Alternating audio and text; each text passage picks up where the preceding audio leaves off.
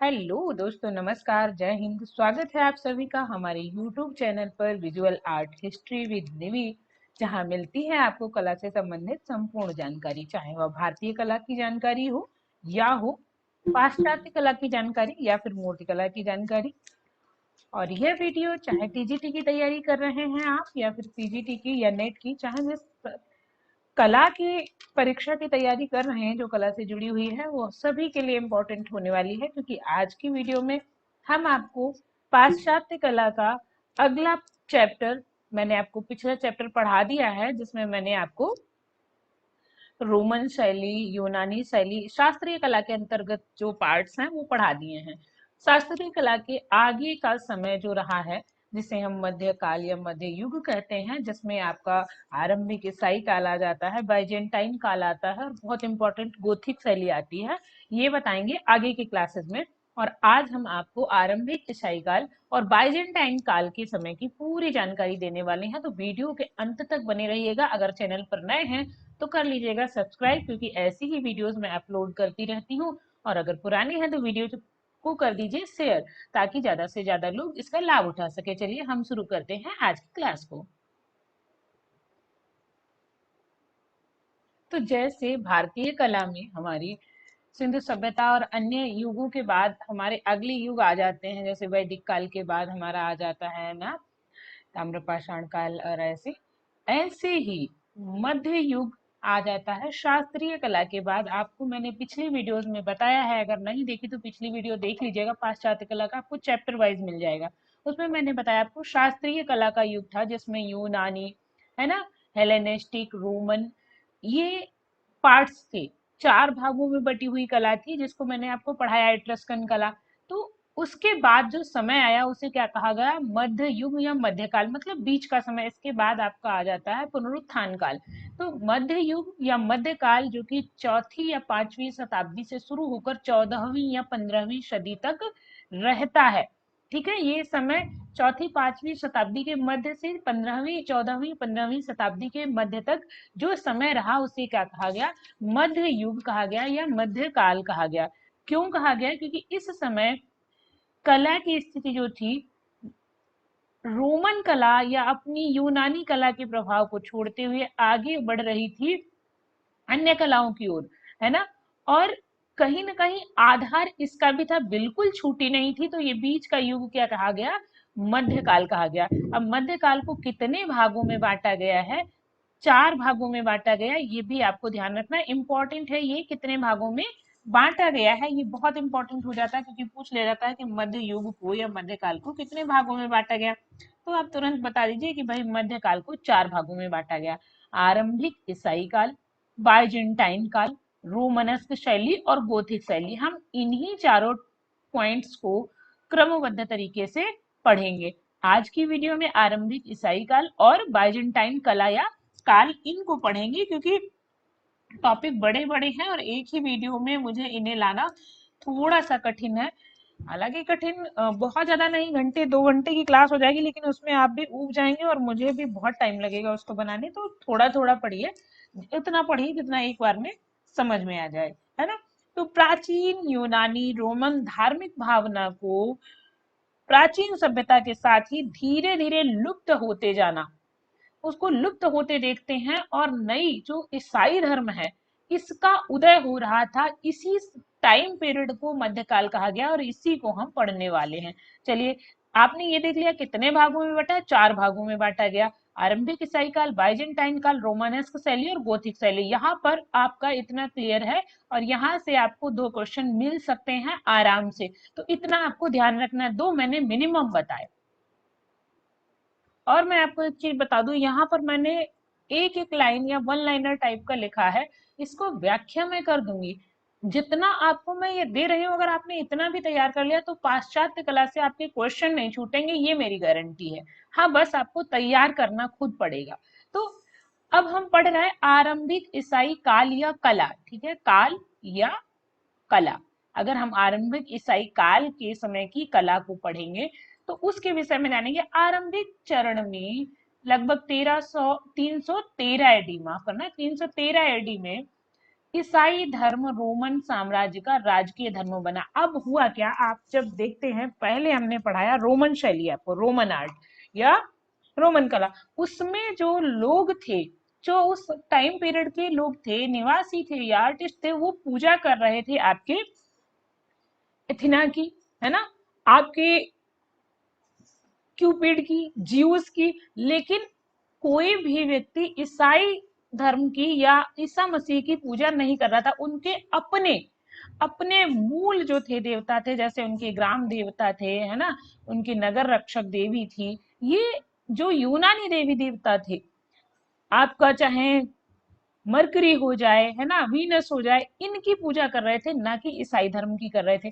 अब धीरे धीरे ईसाई धर्म का उदय हुआ और कुछ लोग, सबसे पहले जो गरीब तबका था, जो निर्धन व्यक्ति थे, उन सब ने अपनाया किसे, ईसाई धर्म को। किसे अपनाया, ईसाई धर्म को। और धीरे धीरे ये पनपने लगा और रोम में या रोमन साम्राज्य में 313 ईस्वी में ईसाई धर्म राजकीय धर्म बना दिया गया। इतना ज्यादा पनप गया कि ईसाई धर्म राजकीय धर्म बना दिया गया।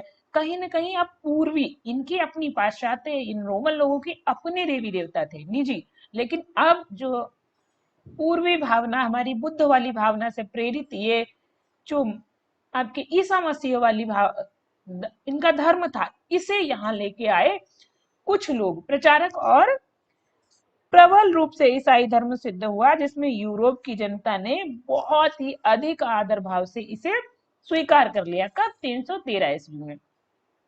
आरंभ में ईसाई धर्म के धर्म प्रचारकों ने ईसा मसीह की मूर्ति अथवा चित्र का विरोध किया। अब क्योंकि इस जो ईसाई धर्म था, इसमें ना व्यक्ति के व्यक्तित्व को महत्व दिया जा रहा था, ना व्यक्ति के शरीर की बनावट को महत्व दिया जा रहा था, और ना ही उसके सौंदर्य को महत्व, उसकी अंतरात्मा को दिया जा रहा था। तो यहाँ क्या कहा गया कि कोई भी मूर्ति या कोई भी व्यक्ति चित्र जो है जरूरी नहीं है, तो ये मूर्ति विरोधी होगा। जबकि आप देखें, रोमन कला में अपोलो की मूर्ति देख लीजिए, रोमन कला में आप मरकरी की मूर्ति देखिए, तो इनकी, हरक्यूलिस की प्रतिमा देखिए, हर्मीज की प्रतिमा देखिए, इन सब को जब आप देखते हैं तो उनमें जो हमारा शारीरिक गठन था, जो सौंदर्य था, जो चीजें थी, उनको महत्व दिया गया था। अब क्योंकि यह मूर्ति विरोधी था, इनके अनुसार कोई मूर्ति, कोई इसका उपासना का वो केंद्र हो ही नहीं सकता था, तो उन्होंने क्या किया, जो धर्म प्रचारक थे, उन्होंने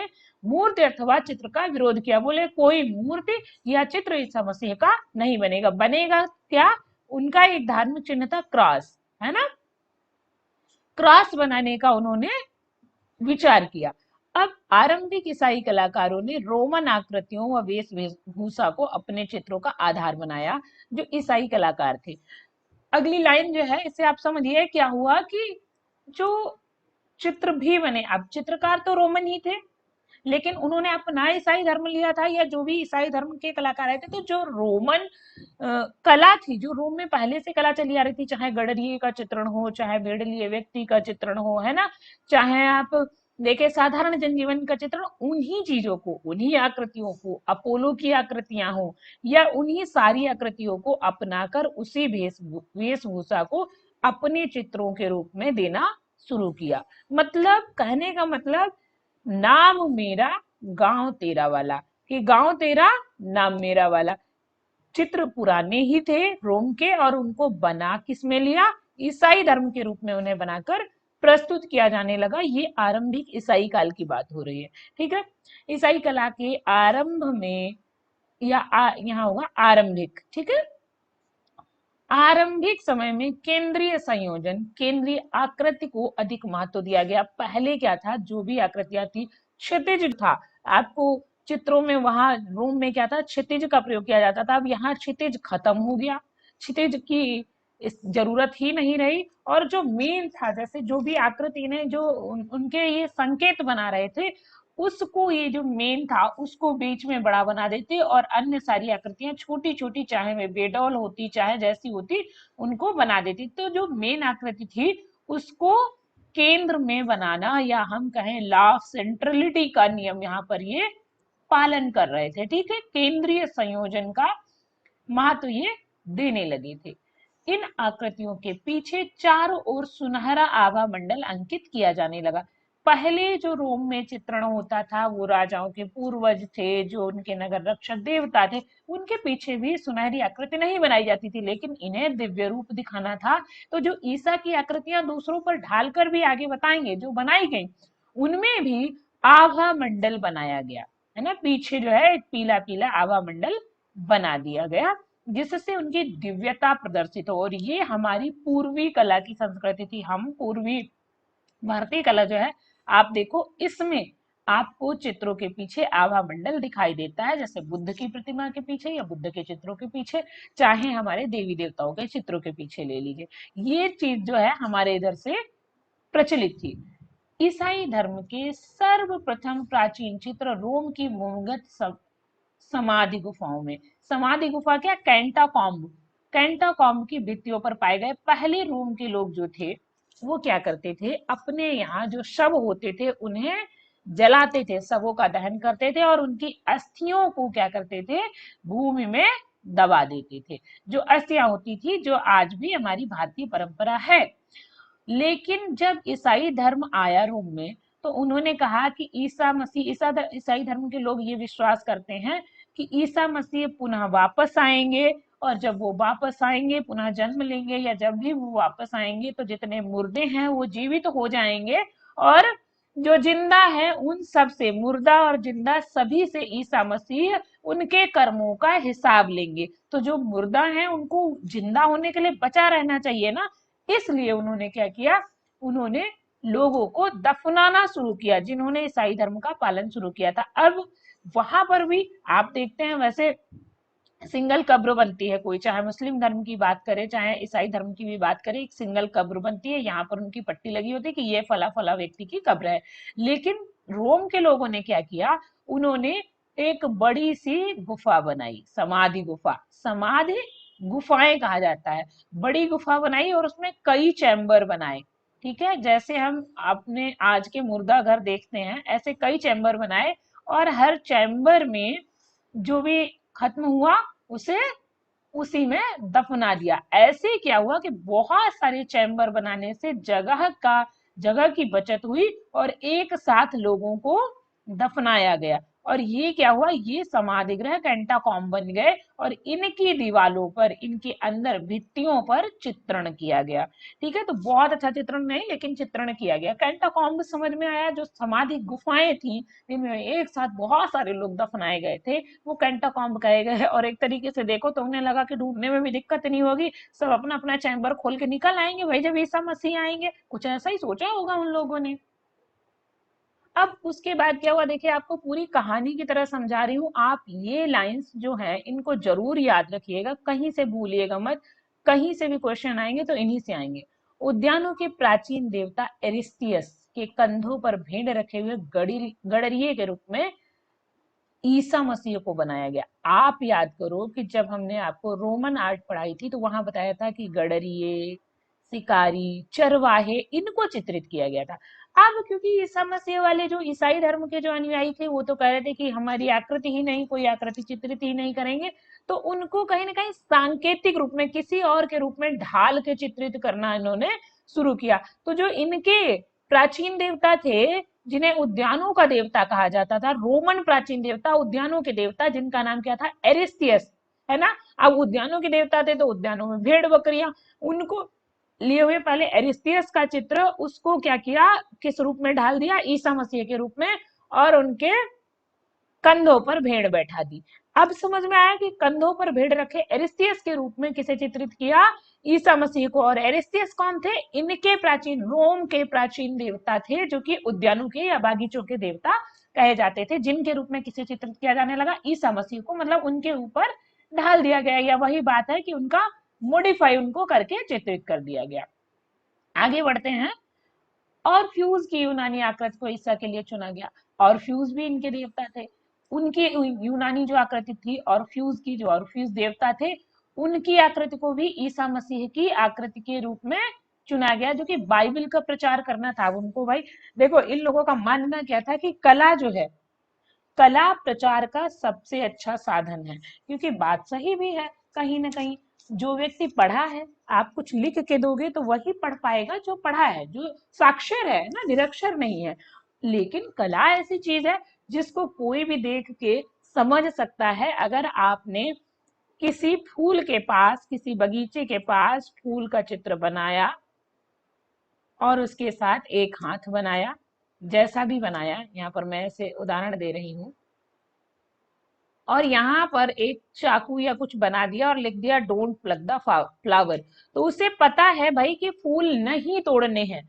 ऐसे ही उन्होंने क्या सोचा कि जितनी कथाएं हैं, जो कहानियां हैं, उनको हम चित्रण के माध्यम से उन लोगों तक भी पहुंचा पाए जो पढ़े लिखे नहीं है, जो जो शिक्षित नहीं है। और कला व्यक्ति के मन तक पहुंचने का सबसे अच्छा साधन है, इसलिए उन्होंने बाइबल का चित्रण करना शुरू किया।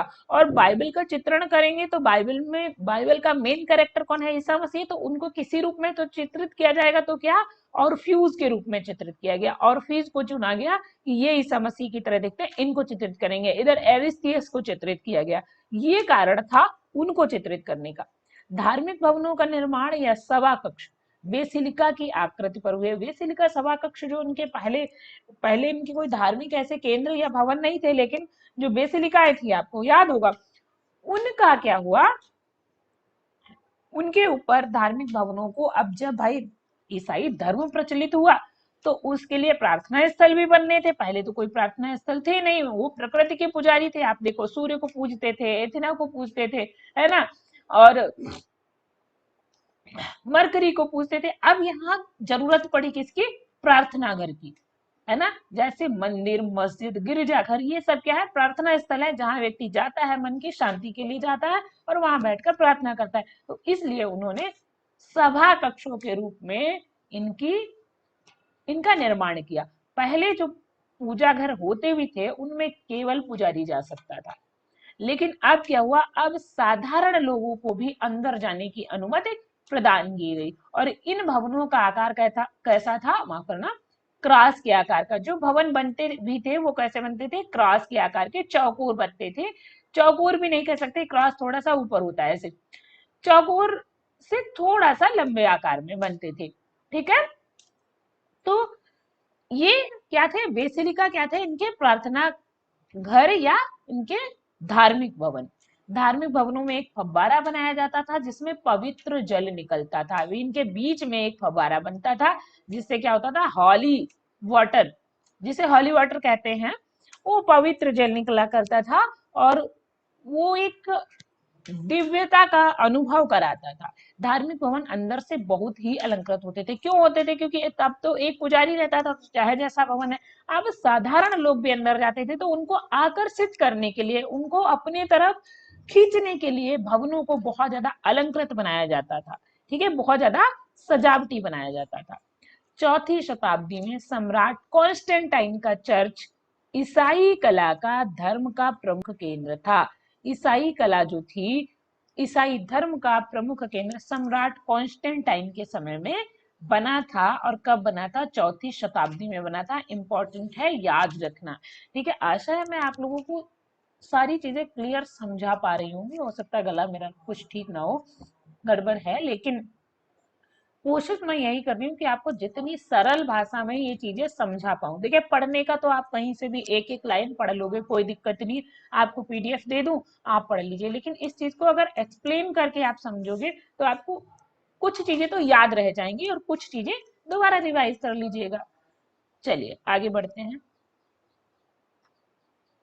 अब क्या है, समाधि ग्रहों के चित्रकार दो शैलियों में चित्र बनाते थे। समाधि ग्रह जो क्या थे? आपके कैंटाकॉम, समाधि ग्रह, है ना। कैंटाकॉम के जो चित्रकार थे, जो कैंटाकॉम पर काम करते थे, जो समाधि ग्रहों पर काम करते थे, वो दो तरीके से चित्र बनाते थे। एक तो रेखात्मक शैली, दूसरी भ्रमात्मक शैली।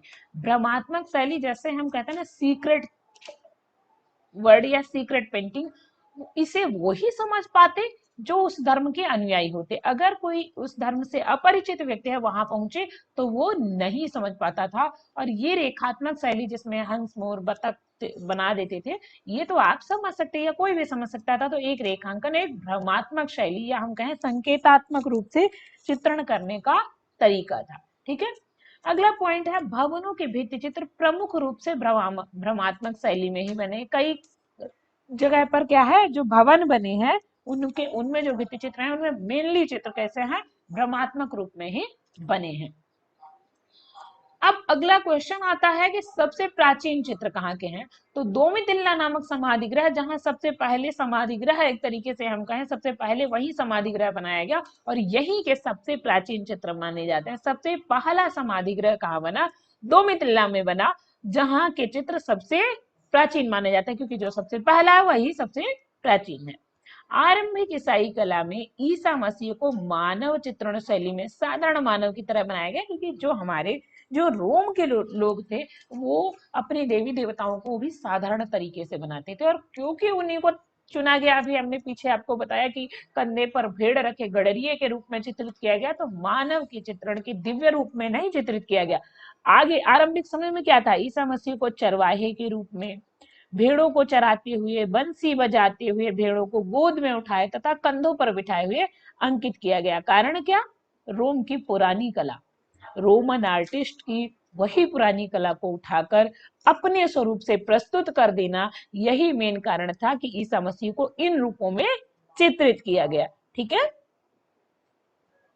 अब हम बात करें कि समाधि गृह जो थे, जो कैंटाकॉम थे, इनके शवगृह की दीवारों पर पुराने बाइबल में आदम और हव्वा, इब्राहिम का बलिदान, जोना, हिब्रू, मूसा का जीवन, सिंहों के मध्य दानियाल का अंकन होता था। जो समाधि गृह थे उनके ऊपर चित्रित क्या होता था, उनका विषय क्या रहा है, अगर क्वेश्चन आ जाए, चित्रण विषय है ना, क्या रहा, चित्र, माफ करना, चित्रण विषय।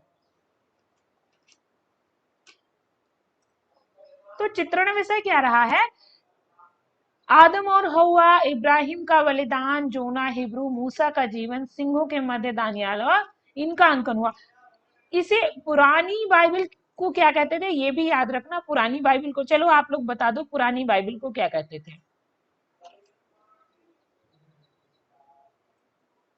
देखिए मैं आपके कमेंट देख रही हूं, आप बता सकते हैं। पुरानी बाइबल को क्या कहते थे, पुरानी बाइबल को कहते थे ओल्ड टेस्टामेंट।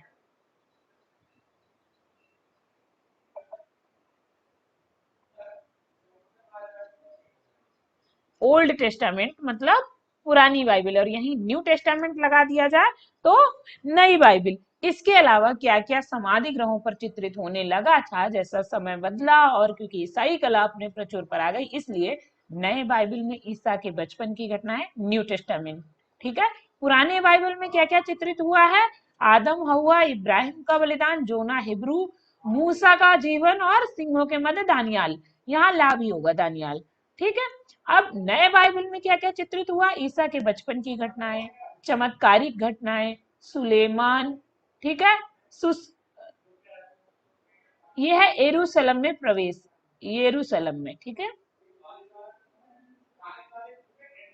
यहाँ गलत लिख गया, यरूशलेम में प्रवेश, ईसा का पकड़ा जाना, ईसा की सूली, ईसा का पुनः जीवित होना, ये पूर्णतः काल्पनिक है, ईसा का पुनः जीवित होना, या वही घटनाओं को, कहानियों को जो टेस्टामेंट होते थे उनके ऊपर चित्रित किया जाता था। कहीं ना कहीं जब आप मिस्र में देखो तो वहां पर भी वो चित्रित करते थे, लेकिन वहां क्या चित्रित करते थे, उसी का जीवन चित्रित करते थे। लेकिन यहाँ क्या था, ईसा मसीह से संबंधित चित्रों का निर्माण होने लगा था। इसके बाद आ जाती है बाइजेंटाइन कला। देखिए वीडियो थोड़ी लंबी हो जाएगी, लेकिन आप लोग बने रहिएगा, ये वीडियो बहुत इंपॉर्टेंट है, इसलिए मैंने इन दोनों टॉपिक्स को बहुत विस्तार से समझाया है। अगर आपको सही लगता है तो भाई लाइक कर दीजिएगा, और बाकी बने रहिएगा तो ज्यादा बेहतर है। बाइजेंटाइन कला 330 एडी से 450 या सॉरी 1450 या 1453, ठीक है, दो मिलते हैं। बाइजेंटाइन कला 1450 से 1453 ईस्वी तक मानी जाती है। 330 से 1450 या 53 ईस्वी तक इसे माना जाता है। मध्य हेलेनिस्टिक कला में ईसाई कला से मिलकर बाइजेंटाइन कला को आधार या जन्म दिया। आपने हेलेनिस्टिक कला पढ़ी थी, जिसमें सिकंदर के समय के सारे चित्र चित्रित हुए थे, है ना, कहीं कहीं मणिकुट्टिम चित्रों का भी प्रयोग हुआ था। ऐसे ही हेलेनिस्टिक कला, जैसे हमने पढ़ा मध्य ईसाई कला क्या रोमन कला से मिलकर जो कला बन रही थी वो क्या थी, ईसाई काल था, आरंभिक ईसाई काल था। ऐसे ही हेलेनिस्टिक कला किन दो के मिश्रण से बनी है, ईसाई कला और सॉरी बाइजेंटाइन कला किन दो कलाओं से मिलकर बनी है, ईसाई कला प्लस हेलेनिस्टिक कला। इन दोनों से मिलकर कौन सी कला बनी, तो ये बनती है बाइजेंटाइन कला। इसने इसको आधार या जन्म दिया। मध्यकाल में ईसाई धर्म से संबंधित कला को बाइजेंटाइन कला कहा गया। सीधा क्वेश्चन बन जाता है यहाँ से, बाइजेंटाइन कला क्या है, जो मध्यकाल में ईसाई धर्म से संबंधित कला थी और जो अपने चरम पर आ गई। एक तरीके से आप देखें कि शुरुआत उधर हुई आरंभिक ईसाई काल में, उसका आरंभिक ईसाई काल नाम ही इसलिए है कि शुरुआती दौर में कैसे उसका आरंभ हुआ रोमन कला के साथ, कैसे रोम में ईसाई धर्म का प्रवेश हुआ और कैसे वहां पर चित्रण आरंभ हुआ, वो मैंने आपको बताया। अब यहाँ पर क्या हुआ, एक तरीके से पूरी तरीके से स्थापित हो गई कला, है ना, पूरी तरीके से स्थापित हुई कला। और अब शुरुआत हुई बाइजेंटाइन काल की। बाइजेंटाइन काल में 7 रूपों में इस कला को चित्रित किया गया है। 7 रूपों में बाइजेंटाइन कला का जन्म हुआ। पहला, भवन वास्तु। 4 तरीके के भवन बनते थे, इंपॉर्टेंट है याद रखना। बेसिलिका, केंद्रीय भवन, गुंबद वाले भवन और क्रॉस वाले भवन। 4 तरीके के भवन बनते थे। कैसे, बेसिलिका, केंद्रीय भवन, गुंबद वाले भवन और क्रॉस वाले भवन। दूसरा आता है मूर्ति कला। 7 रूपों में हुई थी ना। दूसरा है मूर्ति कला। 2 प्रकार की थी, प्रस्तर शिल्प और काष्ठ शिल्प। पत्थर की और लकड़ी की मूर्तियां बनाई जाती थी। तीसरा मणिकुट्टिम चित्र। चौथा टेम्परा, पुस्तक, चैनल या पैनल। ठीक है, पैनल और लघु चित्र। पुस्तक में बाइबल का चित्रण हो रहा था। मणिकुट्टिम चित्र अभी आपको हम पढ़ाएंगे। टेम्परा चित्रण भी किया जा रहा था। लघु चित्र जो घरों में छोटे छोटे टुकड़ों में चित्रित होते थे वो क्या होते थे, लघु चित्र होते थे। बाइजेंटाइन कला में भवनों को बनाने की 2 सामग्री थी, या 2 प्रकार से भवन बनाए जाते थे। एक तो ईंट, दूसरा पत्थर।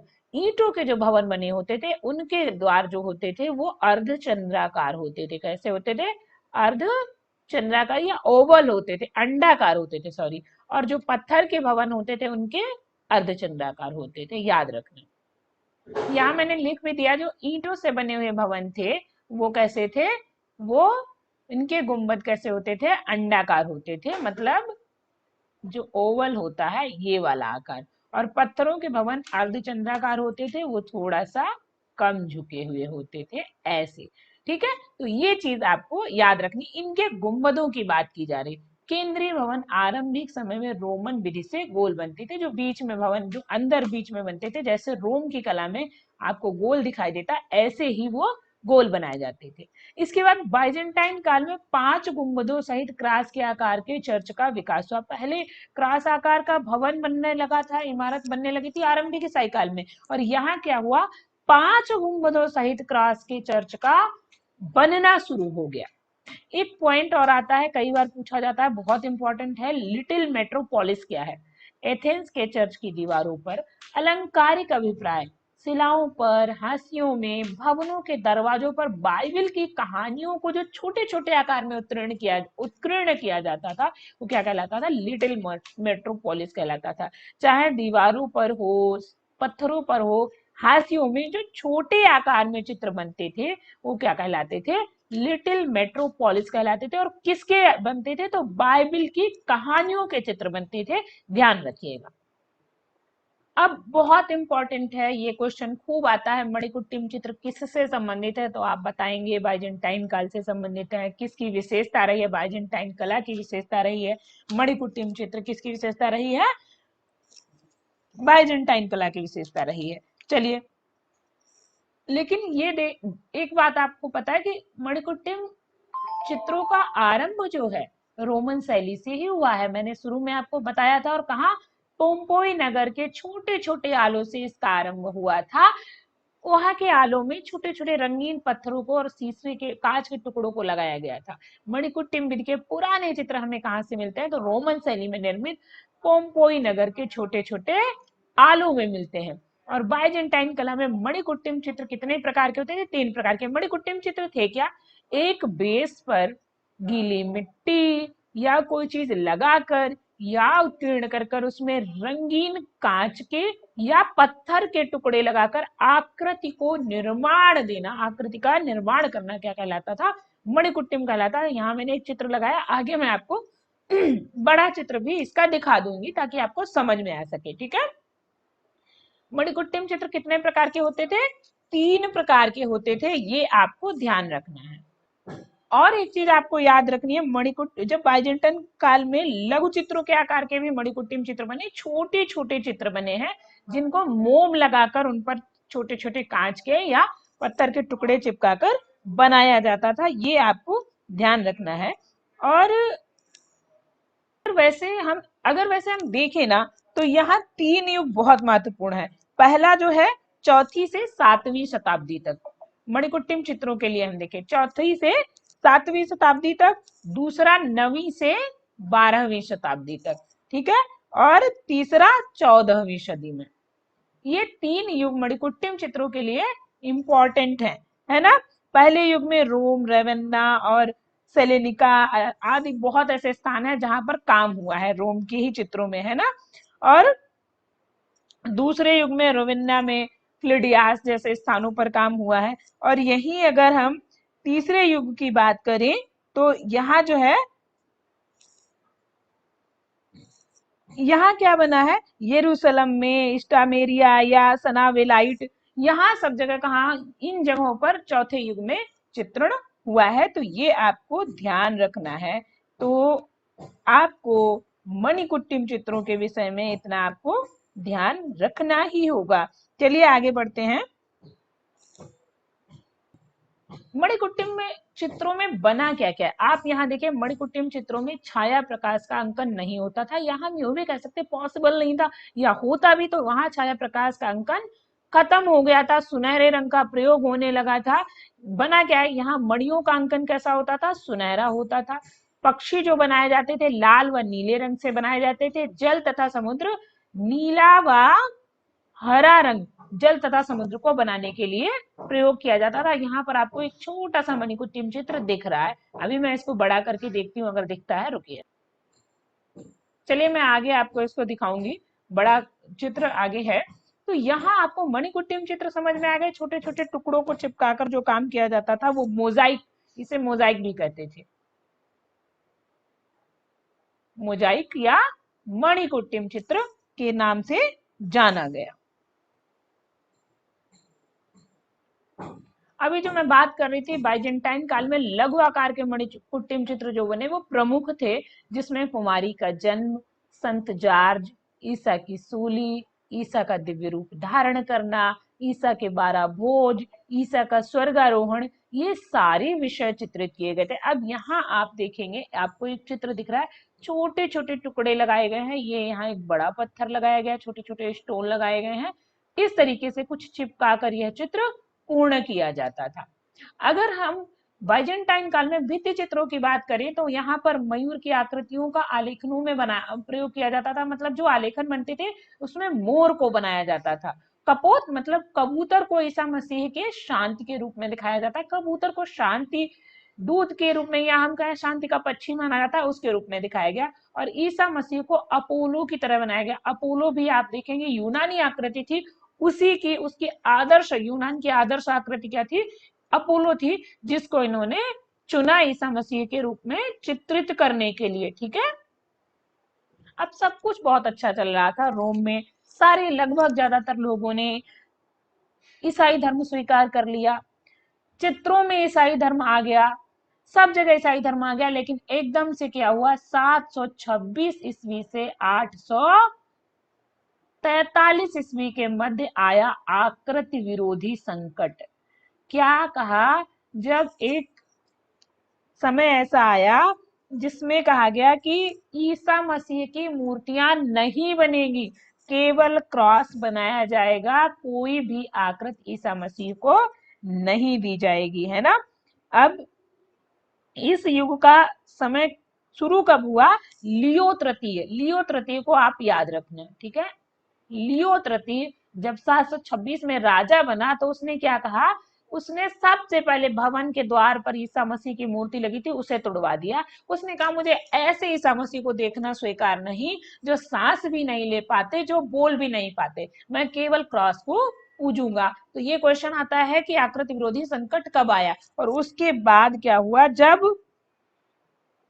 और ये कुस्तुनतुनिया का शासक था, ये भी ध्यान रखना है ना, जब 843 ईस्वी में, 843 ईस्वी में इसकी रानी आई है ना, इसकी पत्नी थियोफाइल्स की पत्नी जो थी थियोडोरा, कौन, थियोडोरा,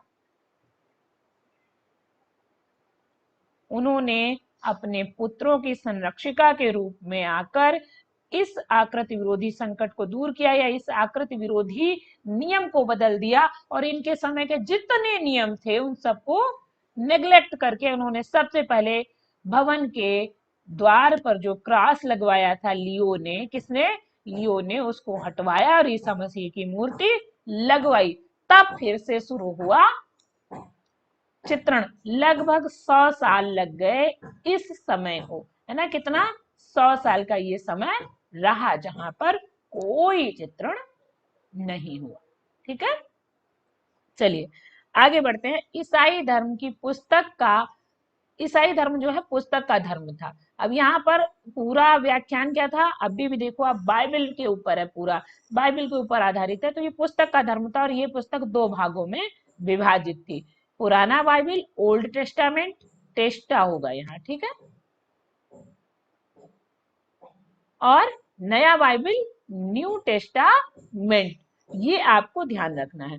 बाइजेंटाइन काल में पांडुलिपि चित्रकार, पांडुलिपि क्या होता है, जो पुस्तक होती है, जो हमारी किताब होती है, उसके ऊपर जो चित्रण किया जाता है वो क्या कहलाता है, पांडुलिपि चित्रकार, चित्रण। इस समय जो बाइजेंटाइन काल में जो चित्रण कर रहे थे, जो चित्रकार थे, वे आयरलैंड की कला से प्रभावित थे। ठीक है, जो पांडुलिपि चित्रण कर रहे थे वो किससे प्रभावित थे, आयरलैंड की कला से प्रभावित थे। इंपॉर्टेंट है, याद रखिएगा। पुराने बाइबल के अनुसार संपूर्ण सृष्टि की रचना 7 दिनों में हुई है। एज यूजुअल हमारे 7 दिन माने जाते हैं, तो इसलिए 7 दृश्यों का अंकन होता था। बाइबल के अंदर की बात कर रहे हैं या चित्रों की बात कर रहे हैं, कि पुराने बाइबल में ऐसा कहा गया कि 7 दिनों में संपूर्ण सृष्टि की रचना हुई, इसलिए 7 दृश्य अंकित किए जाते थे। चाहे 4 नदियों के बीच से ईसा मसीह का जन्म होना, या ईसा मसीह को देवदूत लेके आ रहा है, ये सब। सुंदरता के 10 प्रतीक होने के कारण दृश्यों की संख्या 10 थी, और ईसाई संतों की संख्या 12 होने के कारण 12 दृश्य थे, और सभी को पैनल से अलग अलग बांट दिया गया था, ये भी ध्यान रखना। ईसाई संतों की संख्या 12 होने के कारण 12 दृश्य बने।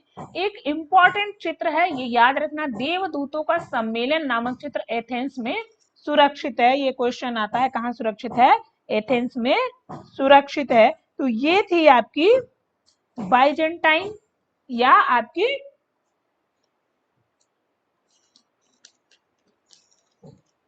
मध्यकाल की कला। ठीक है, अभी इसमें आपको रोमनस्क शैली और गोथिक शैली पढ़नी बाकी है, तो ऐसे आपका मध्यकाल पूरा हो जाएगा। उसके बाद आता है पुनरुत्थान काल, जिसको हम आगे आपको पढ़ाएंगे, आप बिल्कुल परेशान मत होइएगा। बाइजेंटाइन कला में कास्ट में जो था, एक चीज और यहाँ पर थोड़ा सा आपको बता दूं, हाथी दांत की छोटी छोटी आकृतियां बनाई गई थी, मतलब यहाँ पर हाथी दांत से भी काम हुआ है। ठीक है, हाथी दांत से काम हुआ है, और इसमें द्विफलक त्रिफलक कलाकृतियों को छोटे छोटे स्थानों पर रखने के लिए बनाया जाता था, जैसे टेबल पे रखने के लिए या चित्रों में रखने के लिए इनका निर्माण होता था। ये आपको ध्यान रखना है। इटली, सिसिली, बहुत सारे स्थानों पर बाइजेंटाइन कला का प्रचार हुआ। आइए हम आपको कुछ मणिकुटिम चित्र दिखा देते हैं, जिससे आपको समझ में आ जाए कि ये चित्र थे क्या। जो आप यहाँ पर छोटे छोटे ये टुकड़े टुकड़े से देख रहे होंगे आपकी स्क्रीन पर, ये टुकड़े टुकड़े पत्थर के रंगीन टुकड़ों को लगाकर एक आकृति का, संपूर्ण आकृति का निर्माण देना। ये सारे छोटे छोटे छोटे छोटे टुकड़ों को लगाकर एक चित्र का निर्माण हुआ है। ये क्या कहलाता था, बाइजेंटाइन कला कहलाती थी। बाइजेंटाइन कला में ये क्या था, मणिकुट्टिम चित्र था। ठीक है, इनको चिपका कर काम किया जाना। एक चीज आपको यहाँ पर बताऊं, कुछ कुछ ऐसे ही इनके टुकड़े हैं, और जब आप देखोगे पेट्राड्यूरा, पच्चीकारी, तो वहां पर ये टुकड़े नहीं, पूरा आधार निकालकर पतला पतला काम किया गया है पत्थरों में। आप कभी ताजमहल जाओ तो वहां पर जो कैलीग्राफी और जो वो है वो बच्चीकारी में ही है, इसको आप देखना, तब समझ में आएगा कि कुछ ना कुछ हमारी कलाएं एक दूसरे से संबद्ध हैं। लेकिन इनकी क्या है, इन्होंने टुकड़े टुकड़े टुकड़े टुकड़े लगाए हैं जिससे कि एक आकृति पूर्ण की है इन्होंने। इसमें कांच के भी और पत्थर के भी टुकड़े लगते थे, लेकिन अगर दोनों आ जाएं तो आप पत्थर पहले चुनेंगे। और अगर हम पैनल चित्रों की बात करें तो कुछ इस तरीके से इस समस्या को पैनल चित्रों में चित्रित किया गया है। यहाँ आप देख सकते हैं देवदूतों के द्वारा उन्हें प्रकट किया जाना, पीछे उनके ये ऑरा या प्रकाश पुंज बना देना जिससे उनकी दिव्यता प्रकट हो, बालों को बना देना एक साधारण स्वरूप में। बहुत आप देखो कि बहुत ज्यादा इनको गोरा ना बना के सांवला सा बनाना, ये सारी चीजें बहुत साधारणता रूप देना इनका चित्रण का प्रयास था। यहाँ आप देखेंगे, यहाँ इनका चित्रण ऐसे इन लोगों ने चित्रित किया है। तो ये थे आपके बाइजेंटाइन कला और आरंभिक ईसाई काल, जो कि मध्य काल कहा जाता है पाश्चात्य कला का। दो भाग मैंने पढ़ाए, आरंभिक ईसाई काल और आपका बाइजेंटाइन काल। ठीक है, अगली वीडियो में आपको रोमनस्क शैली और गोथिक शैली के विषय में पढ़ाएंगे। गोथिक शैली भी बहुत इंपॉर्टेंट है। अगर वीडियो अच्छी लगी हो तो कर दीजिएगा लाइक। वीडियो हो गई है लंबी, उसके लिए थोड़ी सी माफी, लेकिन इतना तो पढ़ लीजिएगा आप लोग। चलिए मिलते हैं एक नई वीडियो में। और हाँ, आपको बता दूं, हर संडे आपको सुपर 50 या 50 प्रश्नों का लाइव क्लास मिलेगा 9 बजे। तो उसके लिए आप लोग तैयार रहिए और जुड़ते रहिए। उसमें मैं आपके साथ जो प्रश्न लाती हूँ उनको थोड़ा थोड़ा व्याख्यायित भी करती हूँ, और एक प्रश्न में लगभग 2-3 क्वेश्चन बन ही जाते हैं। चलिए, तब तक के लिए इतना ही, मिलते हैं एक नई वीडियो में। Thank you, thanks for watching. Video को लाइक करके शेयर कर दीजिएगा, चैनल को कर लीजिएगा सब्सक्राइब। Thank you. स्वस्थ रहिए, व्यस्त रहिए, मस्त रहिए। मिलते हैं एक नई वीडियो में।